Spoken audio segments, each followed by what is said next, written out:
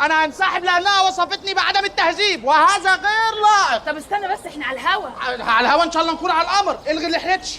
ايه ده؟ فيها ايه دي؟ ودلوقتي مع مسابقة الإثارة والمتعة ولعبة البولينج. انا عارفها اللعبه دي مميزه قوي، اللي هي بياخدوا مننا عينه بولينج ويبعتوها المعمل تتحلل، وبعدين اللي بيبقى عنده سكر تقريبا بيبقى خسران، صح؟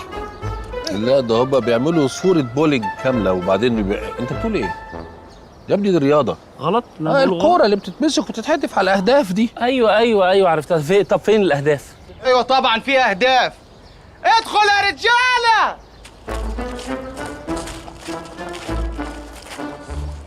لا ثانيه واحده يا جماعه، هي مش الاهداف دي بتبقى خشب؟ هي الناس دي خشب؟ لا دول بني ادمين بحقوا حقيقي، واللي هيموت اكبر عدد منهم هو اللي هيكسب. اللي يموت أكبر عدد؟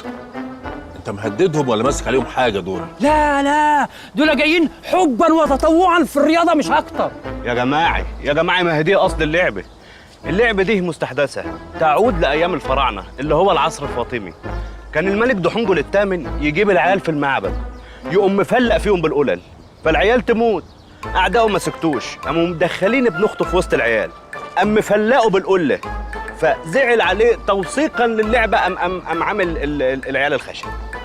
يعني مع كامل احترامي طبعا لاجتهادك ولبحثك وكده، يعني في معلومات من اللي انت قلتها صح، مش كلها غلط، ولكن لا معلش خليني اعدل لك المعلومه، انا اسف. هو بتعود فعلا للعصر الفرعوني، ولكن دي من اختراع الشيف شربيني رع. ده كان بيعمل لعبه اكله كده اسمها بودنج. عارف البودنج اللي هي الشوكولاته كلنا عارفينها، بس كان بيعملها على شكل كوره، وجميعنا يعلم الكوره معناها ايه بالانجليزي؟ بولي. كوره معناها بولينج؟ لا بول عادي. بول. أيوه. فهي بقى سموها بولينج نسبة إلى البودنج بتاع الشيف شربين رع. بومبا احنا محتاجين نتكلم. شور طبعا.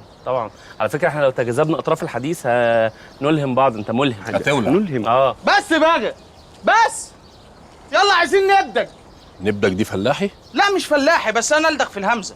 اتفضل. نبدك ولا ايه؟ نبدك طبعا. يلا نبدك. بس استاذنك قبل ما نبدك، اشمعنى الحاج سعيد بيلعب بخوذه وانا لا؟